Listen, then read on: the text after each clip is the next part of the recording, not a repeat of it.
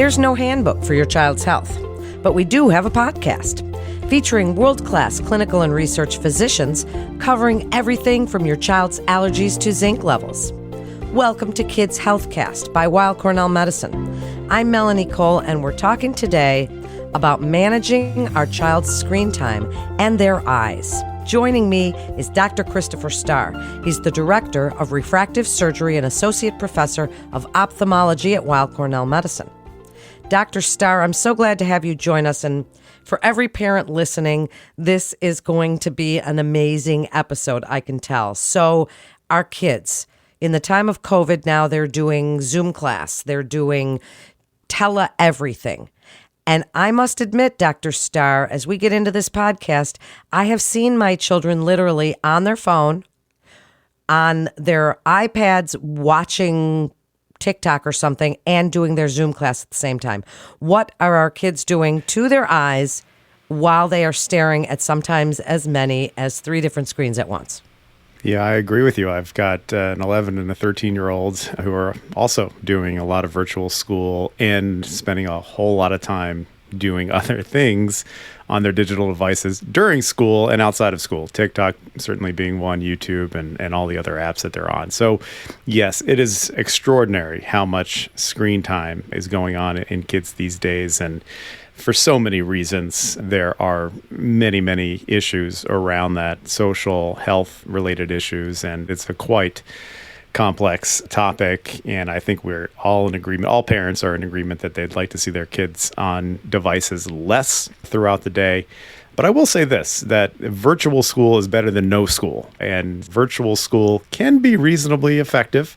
Certainly nothing will ever take the place of kids going into school and being in person in classrooms and the social interaction and all the benefits of all of that, and certainly getting out of the house and getting away from digital devices can certainly help with eye health as well. But I do think that this virtual school is still better than them not being in school at all and not learning anything. So there are some pluses to the current situation we're in. But computers and staring at digital devices all day long impacts kids in a lot of the same ways that it impacts adults.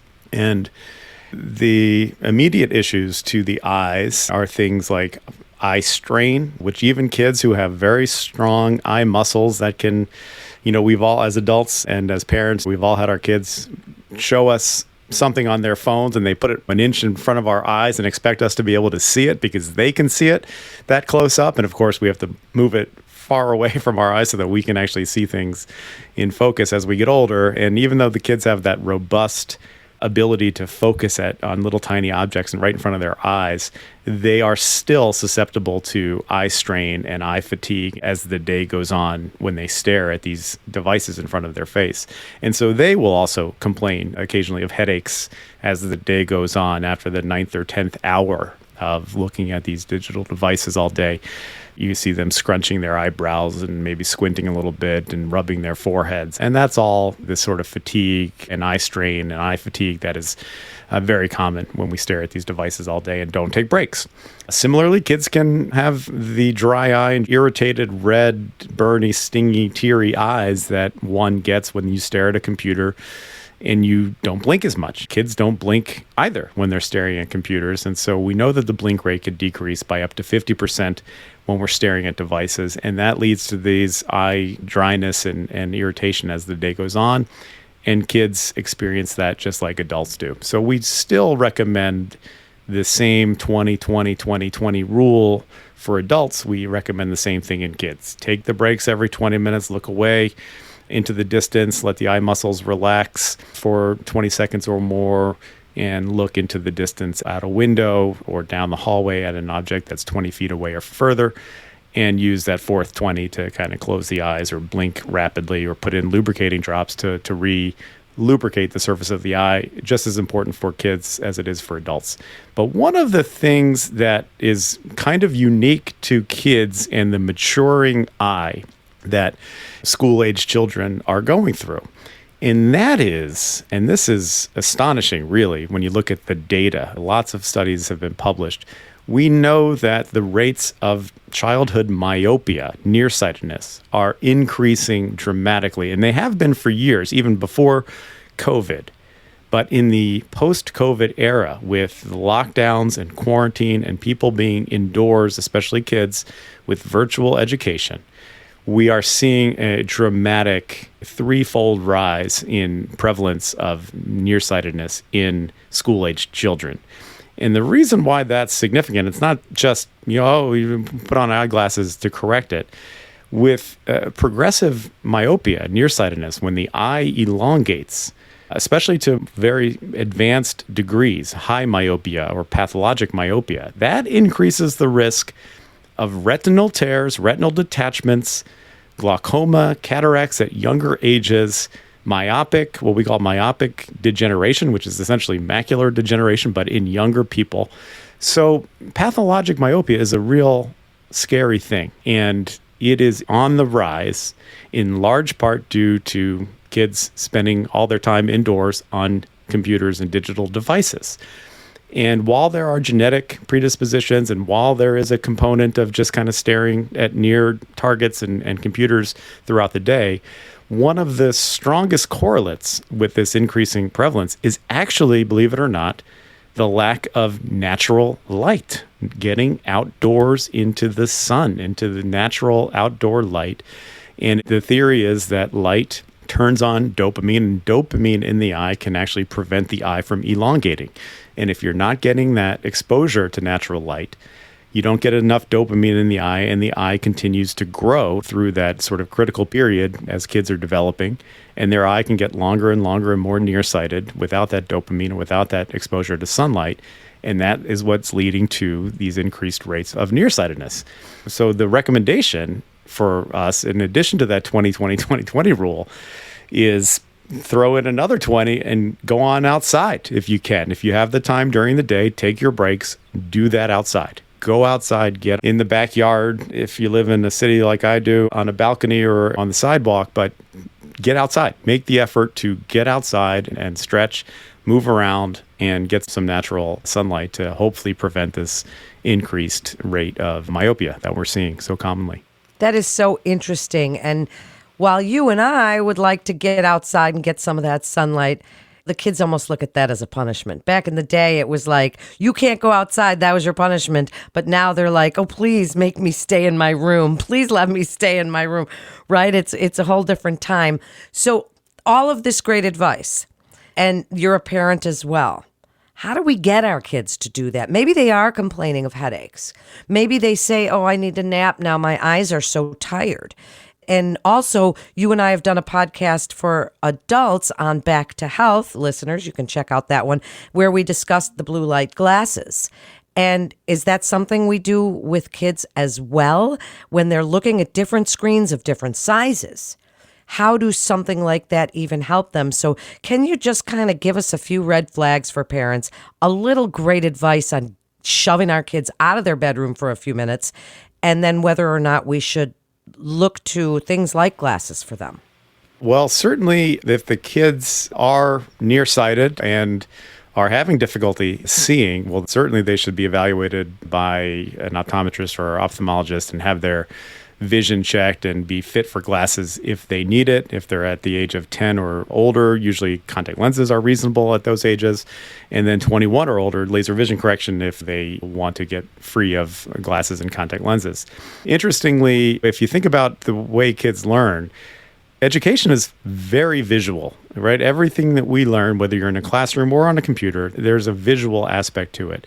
And it is astonishing sometimes that certain kids who might seem like they're behind in school or having difficulty learning, or maybe even labeled as having a learning disability or dyslexia or ADHD, things like that, sometimes that can just be simply that they need glasses, that they're not seeing. Things are blurry for them. And sometimes kids don't have the vocabulary to bring that to the attention of their parents. They may not say, gee, everything's blurry. That's their baseline and that's all they know. They might not know what clear vision is. So it is important, especially in those parents who might be sort of scratching their heads as to why their kids are having difficulty in school. Well, think about having their eyes checked, because it could be as simple as putting on a pair of glasses. You asked about blue light. Blue light is very stimulating. And so certainly if kids are having trouble sleeping at night after all these hours on the computer, well, we should be decreasing their exposure to blue light. That can be done with blue light glasses. It can be also done in most computers by just flicking a switch and decreasing the blue pixel intensity, and in some cases just turning the blue pixels off. Usually the screen has a yellow tint when that happens, just as it would happen if you put on a pair of yellow glasses. Yeah, it blocks the blue light. With my kids, I have their night shift mode on their Apple devices set for 8 p.m. and everything goes yellow at that time to help them get ready for sleep and to feel relaxed and less stimulated.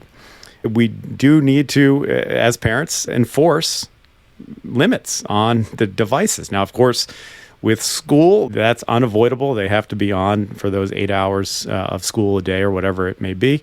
But we really should try our best to get them outdoors during their lunch break and their PE breaks or whatever breaks they have throughout the day, to try to get them outside if the weather is appropriate, to get them outdoors and to put those devices down. One of the things that I find as a parent that my kids hate, but I do it, I have screen time limits that I can control. So again, I'm a big Apple person, so all I really know is the Apple ecosystem. But with the iCloud screen time function that I control, I have access to both of my kids' devices, and I have limits on TikTok and YouTube and just screen time in general. I can track their screen time. It gives me exact numbers of daily screen time hours and weekly screen time hours. I can see if it's up or down depending on the week. But most importantly, at 10 p.m., everything shuts down, downtime goes on, all of their devices turn off. They can't use them unless they ask me for permission, and then I can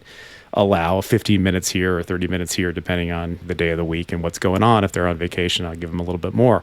But that's, I find, the best way to control screen time. Without that, it's the wild, wild west. They'd be on these things probably 20 hours a day if they were allowed to do that. So I find that that's pretty easy. I'm sure other non-Mac, non-Apple ecosystems have similar controls for parents, and I would encourage all parents to investigate that and start using those. What great advice, and something that I think not only for parents, but we can all really use this information, because our eyes, I mean, they're so important right now. They're how we're doing our work, and certainly how our kids are learning and doing their schoolwork in so many ways. So Dr. Starr, wrap it up for us. The best advice you would like parents and their teens, who we're going to all make listen to these podcasts with you. What do you want us to know about the many screens, the different sizes, the different, distances, everything that our kids are doing right now with their eyes, with these screens, and how we can help protect them while they're doing everything virtually? Yeah, I think most importantly, take the breaks. Take the breaks, put the computer down, force it, get outside, ideally get some exercise, walk around, get some natural sunlight, especially if it's a kid before the age of, say, 12, a young kid. The sunlight is important. We want to prevent nearsightedness. If the kid is having trouble in school, if the kid is squinting a lot at home, if you're finding that they're having difficulty reading with fluidity, taking breaks, losing their place on the page, just in general having trouble with school and with education and learning, have their eyes checked. Have the eyes checked. There's a good chance that they don't have a learning disability. They might just be nearsighted or farsighted or have some astigmatism. That's easily corrected with glasses. And the only way to really figure that out is in some screening programs at schools where they'll check vision. But that's pretty rough. If the kid is having trouble, they really should see an eye doctor, pediatric ophthalmologist, pediatric optometrist, and have a thorough eye exam where the prescription can be checked. And if glasses are needed, a prescription can be given and they can get their glasses. And that is remarkably huge for kids who might be feeling just down and out because their vision is not clear and they're falling behind in everything, social interaction, schoolwork and grades. Often something as simple as just blurry vision that's easily corrected. And I think those are probably the biggest tips for the kids. And of course, limiting screen time, with any way you can. If your kids listen to you as a parent, great. I wish I could say the same, but I do it by just forcing limitations on their devices via the central app that I control, and I can limit their screen time on a day-to-day basis. That's awesome. Being a parent really isn't a democracy, is it? I mean, we do have to put those limits, and it's a fine line now, those limits between the screen time that's TikTok and Instagram and Snapchat and everything else, and the screen time that is Zoom class and televisits or whatever they're doing. So thank you, Dr. Starr, for such great information. Parents, let your teens hear this show, because I think they need to hear from an ophthalmologist about what they're doing so they can protect their eyes and get outside for a few minutes every day. Thank you so much for joining us. And Weill Cornell Medicine continues to see our patients in person as well as through video visits, and you can be confident of the safety of your appointments at Weill Cornell Medicine. Thank you so much to our listeners. That concludes today's episode of Kids Healthcast. We'd like to invite our audience to download, subscribe, rate, and review Kids Healthcast on Apple Podcasts, Spotify, and Google Podcast. For more health tips, go to weillcornell.org and search podcasts. And don't forget to check out Back to Health. I'm Melanie Cole. Rehabilitation medicine can help patients with a wide array of disorders and diseases, including cancer. If cancer care is of interest, listen to CancerCast, Weill Cornell Medicine's dedicated oncology podcast, featuring leaders in the field and patient stories. CancerCast highlights dynamic discussions about the exciting developments in oncology. All information contained in this podcast is intended for informational and educational purposes. The information is not intended nor suited to be a replacement or substitute for professional medical treatment or for professional medical advice relative to a specific medical question or condition. We urge you to always seek the advice of your physician or medical professional with respect to your medical condition or questions. Weill Cornell Medicine makes no warranty, guarantee, or representation as to the accuracy or sufficiency of the information featured in this podcast, and any reliance on such information is done at your own risk. Participants may have consulting, equity, board membership, or other relationships with pharmaceutical, biotech, or device companies unrelated to their role in this podcast. No payments have been made by any company to endorse any treatments, devices, or procedures, and Weill Cornell Medicine does not endorse, approve, or recommend any product, service, or entity mentioned in this podcast. Opinions expressed in this podcast are those of the speaker and do not represent the perspectives of Weill Cornell Medicine as an institution.